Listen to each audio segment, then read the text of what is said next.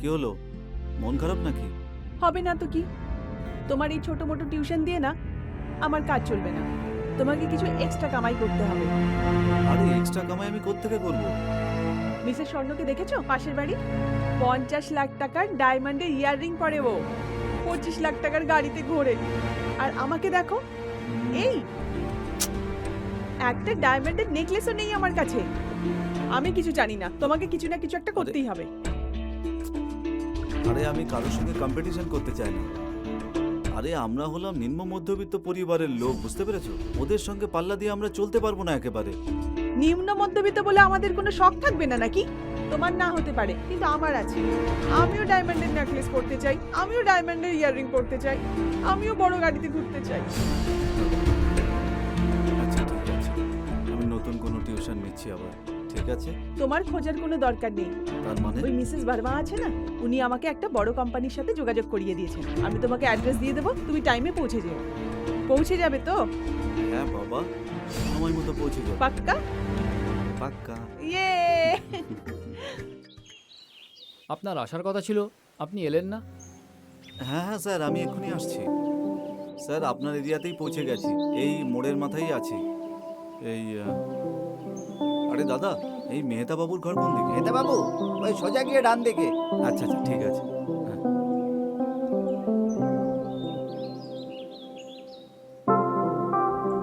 হ্যাঁ। নমস্কার স্যার। নমস্কার, আপনি কে? প্রকাশ।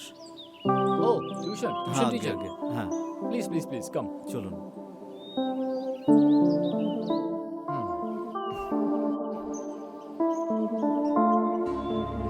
সঞ্জনার বাবা মা মারা যাওয়ার পর আমি সঞ্জনাকে খুব যত্নে মানুষ করেছি। এই পৃথিবীর খারাপ দিকটার সঙ্গে ওর কোনো সম্পর্ক নেই। আচ্ছা আপনার ওপর বিশ্বাস করে আপনাকে ওর টিউশন টিচার রাখছি। ওর সঙ্গে শুধু পড়াশোনার সম্পর্ক। আপনি চিন্তা করবেন না স্যার, আমি ওকে মন দিয়ে সবকিছু পড়াবো। সঞ্জনা, সঞ্জনা, হ্যাঁ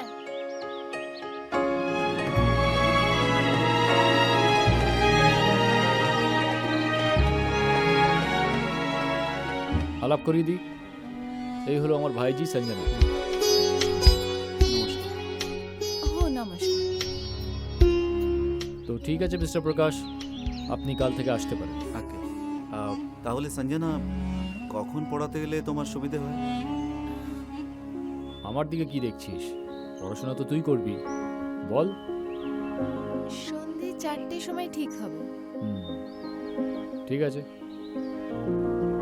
তাহলে কাল বিকেল 4টের থেকে শুরু করা যাক। ওকে, তো কালকে বিকেল 4টে থেকে শুরু করি। মেহতা বাবু, আমি এখন এলাম, তাহলে কালকে দেখা হবে। হুম, ঠিক আছে।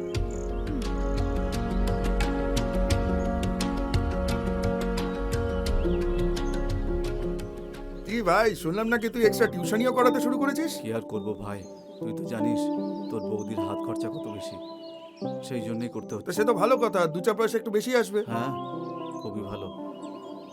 শুধু এইটুকু ভাবছি যে তাড়াতাড়ি কাজকর্ম করে ওর ডিমান্ডগুলো আমি পূরণ করে দিই, না হলে এই টিউশনের পাল্লায় পড়ে আমার রাতে ঘুমও হয় না ঠিক করে। কিন্তু ভাই, এসব বড় লোকেদের চক্করে পড়িস না, শুধু টিউশনিতে মন দিস। হুম, বুঝতে পারছিস তো? দেখ, আমিও ওদের পাল্লায় পড়তে চাই না, কিন্তু তোর বৌদি জেদ করে, আমি কি করব বল? হ্যাঁ হ্যাঁ ঠিক আছে, কিন্তু একটু সাবধানে করিস সবকিছু। হ্যাঁ ঠিক আছে, এখন এলাম, 4টে বাজতে চললো। ঠিক আছে, সাবধানে থাকিস। হুম। চল, টাটা। এই আবার এই মেয়েটার চক্করে ফেসে না যায়। এই বড় লোকগুলো না খুব ভয়ঙ্কর হয়। একবার তো আমি নিজেই ফেসে গেছিলাম এইভাবেই।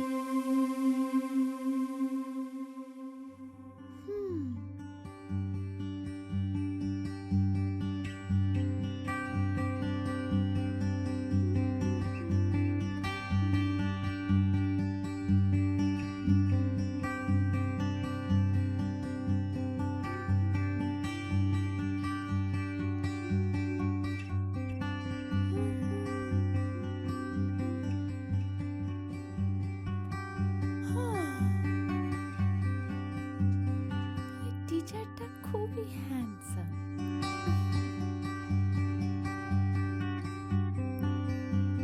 এতক্ষণে তো চলে আসা উচিত ছিল।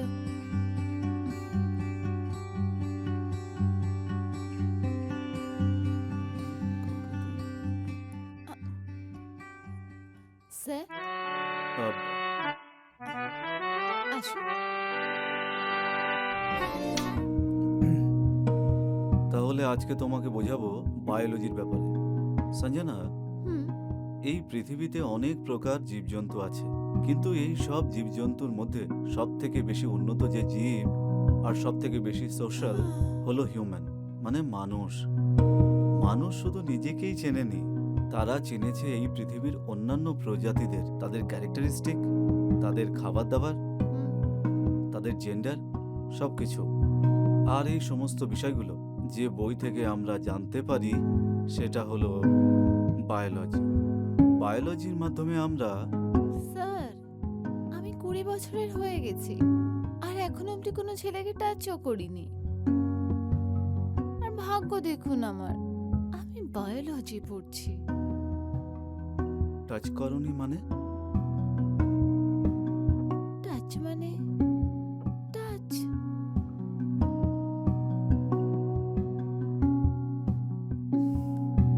বায়োলজি কি সেটা বোঝার জন্য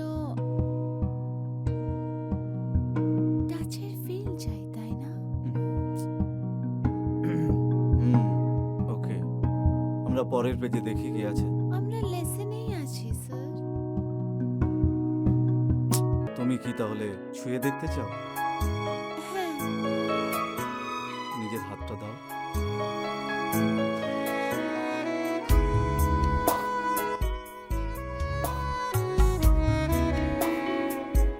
টাচ করলে কোনো ক্ষতি নেই, ক্ষতি হলো খারাপ মন নিয়ে করলে।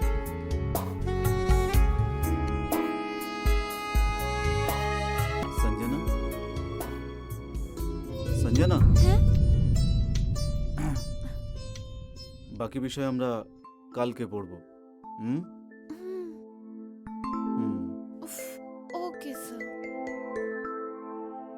আমি এখন আসছি, কালকে 4টেয় দেখা হবে।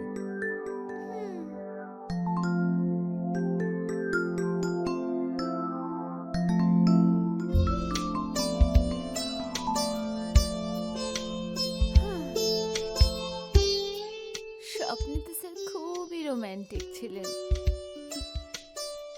এনার সাথে কিছু না কিছু তো করতেই হবে। আমার স্বপ্নকে কোনোভাবে সত্যি করতে হবে।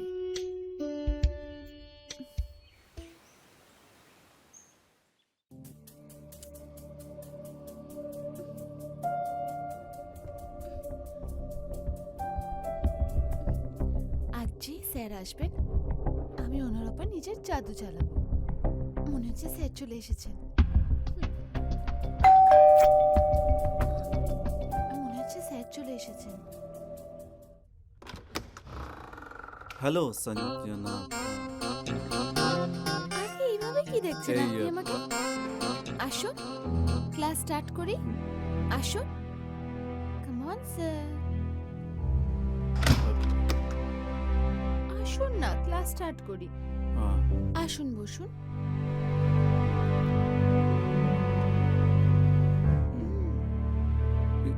এটা তুমি কি পড়েছো? আপনি তো বলেছিলেন যে চরিত্র ভালো হওয়া উচিত। এমনি তো আজকে খুব গরম লাগছিল, তাই ভাবলাম এটাই পড়ে নি। এটা চলবে তো? না না, তেমন কোনো ব্যাপার না।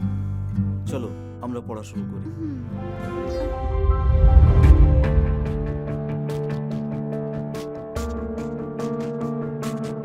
কোথাও আমি কোনো অন্যায় করছি না তো? আমার নিজেকে কন্ট্রোল করতে হবে। কি ভাবছে? আমার মুড ঠিক ছিল না, তাই না? কিন্তু এখন সব ঠিক হয়ে গেছে বন্ধু। বউয়ের খিটখিটে সব আবার ভাল লাগে না। বেড চেঞ্জ করার জন্য ধমকি দিচ্ছিল, আর এখানে একটা 20 বছরের সুন্দরী মেয়ে ওর দামি বেডে আমাকে জড়িয়ে ধরে বসেছিল। দেখ, এই বড় লোকেদের চক্করে না পড়িস না, তুই ফেঁসে যাবি তুই একবারে। ভাই, এখন তো অন্য কেউ ফেসে গেছে। আরে ভাই, দেখ ভাই, তোর বন্ধু হই তাই বোঝাচ্ছি তোকে। বর বউয়ের মধ্যে এইসব হতেই থাকে সব সময়, ঠিক আছে? আর তুই টিচার, তোর কাজ জীবন বানানো, মেয়ে সেট করা নয়। রবি, তুই যেটা বোঝানোর চেষ্টা করছিস সেটা আমি বুঝি, কিন্তু তুই এটা বুঝতে পারছিস না আমার লাইফে কত কি চলছে। রিল্যাক্স করার জন্য একজনকে খুঁজে পেয়েছি, তাদের সমস্যাটা কি? সমস্যা সমস্যা তো সময় বলবে, কিন্তু যখন সময় বলে তখন সমস্যা অনেক বড় হয়ে যায়।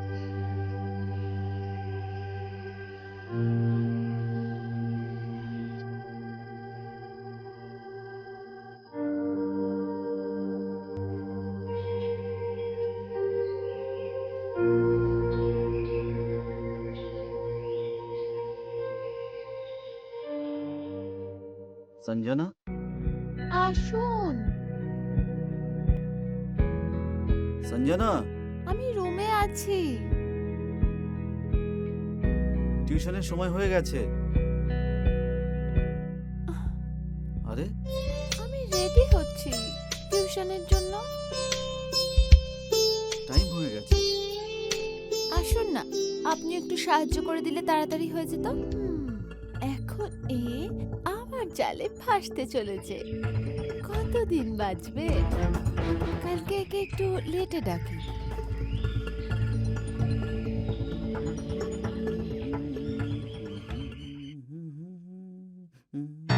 কেমন আছেন প্রকাশবাবু? আমি ঠিক আছি স্যার, আপনি কেমন আছেন? হ্যাঁ? হুম, সঞ্জনা খুব একটা বিরক্ত করছে না তো? না না না স্যার, ও তো সত্যি খুব ব্রিলিয়ান্ট। কেউ কোনো রকম সমস্যা করছে না। আই হোপ স্কুলে পড়াশোনা না করে ও যেন সব কিছু শিখে নেয়। আগে পরবর্তীকালে ওকেই তো ফ্যামিলি বিজনেস সামলাতে হবে। যাই হোক, কাল আপনি আপনার অ্যাডভান্সটা নিয়ে যাবেন। হ্যাঁ হ্যাঁ, অবশ্যই অবশ্যই। হ্যাঁ, thank you sir, hmm, thank you very much, thank you. ওহো, একটুর জন্য বেঁচে গেছে।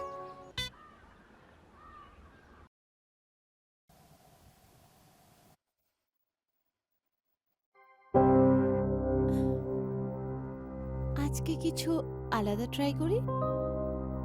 তার মানে মানে কিছু নতুন, এমন কিছু যাতে আমার অঙ্গ অঙ্গ ব্যথা হয়ে যায়।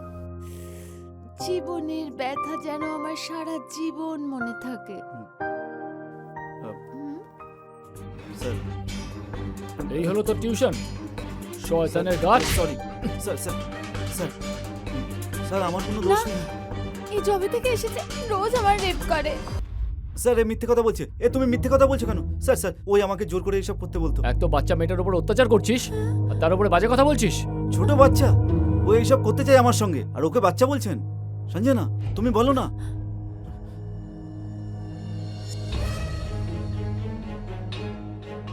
সঞ্জনা, এই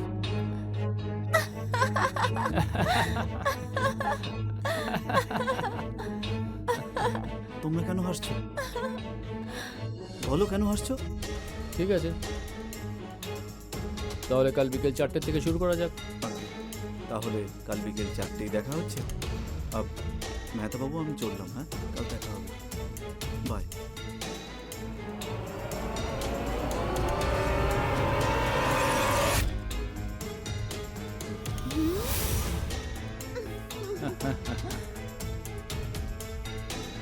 শোন, 3 দিনে যদি 3 লাখ টাকার ব্যবস্থা না করিস তাহলে খুব খারাপ হবে। 3 লক্ষ টাকা? বুঝেছিস? আমি কোথা থেকে আনবো 3 লক্ষ টাকা? আমি কিছু জানি না। যদি রেপের অভিযোগ থেকে বাঁচতে চাস না, পুলিশের ডান্ডার থেকে, 7 বছরের জেল থেকে, তাহলে চুপচাপ 3 দিনে 3 লাখ টাকার ব্যবস্থা কর। আর হ্যাঁ, 3 দিনের মধ্যে যদি টাকার ব্যবস্থা না হয় তাহলে তোর ভিডিও আছে আমাদের কাছে, ভাইরাল করে দেবো কিন্তু, বুঝেছিস? হুম, তোমরা দুজন মিলে আমাকে ফাঁসালে। আমি কি অন্যায় করেছিলাম? তোকে আমরা ফাঁসাইনি, তুই নিজে ফেসেছিস। তোর আগে আমরা আরো 4 জনকে এইভাবেই লুটেছি। হ্যাঁ, তুই তো 5 নম্বরের ছাগল।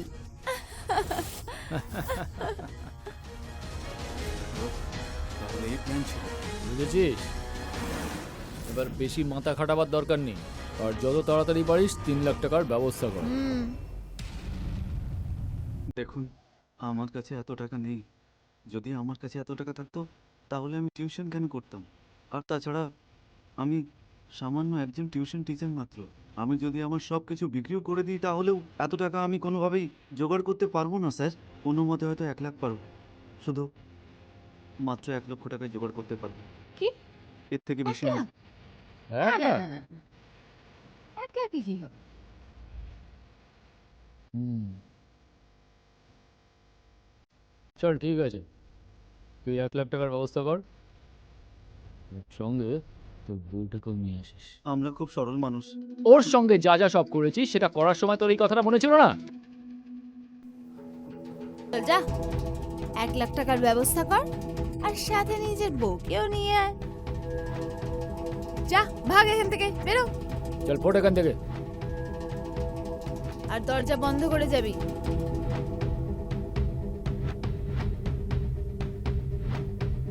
আর শোন, নিজের বউকে ভালো করে সাজিয়ে গুজিয়ে নিয়ে আসিস।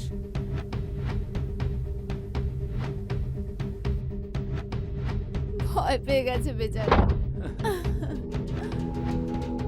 তুমি যা সুন্দর তাতে যে কেউ ফেসে যাবে। পাগল তুমি, এতদিন ধরে তুমি নকল অভিনয় করছিলে, এবার চলো সত্যিকারের প্রেম করি।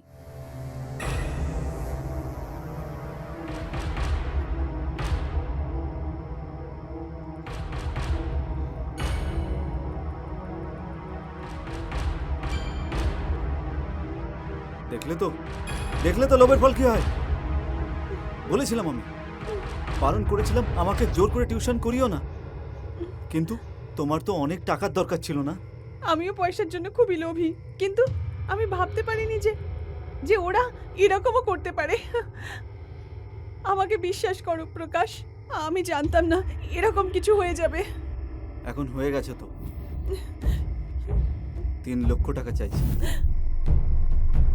আর সেই সাথে তোমাকেও নিয়ে যেতে বলেছি। আমি যাব না কারোর কাছে। আমি পয়সার লোভী হতে পারি প্রকাশ, কিন্তু কিন্তু কিন্তু আমি শুধু তোমাকে ভালোবাসি। আমি যাব না কারোর কাছে। রোমা, আর কোনো রাস্তা নেই। কোথা থেকে আনবো আমরা এত টাকা? কত কষ্ট করে সবকিছু বিক্রি টিক্রি করে সবকিছু বন্ধক রেখে 1 লক্ষ টাকা জোগাড় হয়েছে। তোমাকে যেতে হবে, আর তুমি আমাকে প্রমিস করো যে জীবনে আর কখনো তুমি লোভ করবে না। আমার দ্বারা এসব হবে না প্রকাশ, আমি এসব করতে পারবো না। রোমা, তোমাকে যেতেই হবে, না হলে জীবনটা শেষ হয়ে যাবে।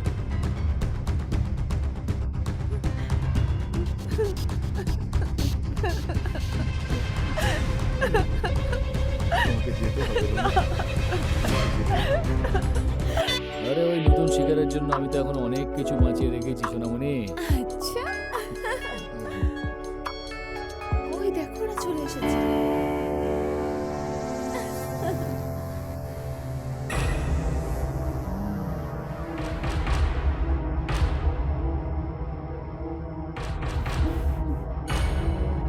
হুম, বউকে সাথে নিয়ে এসেছে।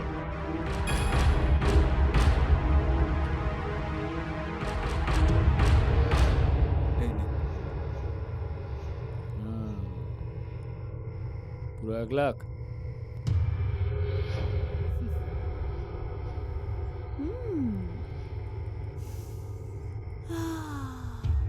এটার গন্ধটা কি দারুণ।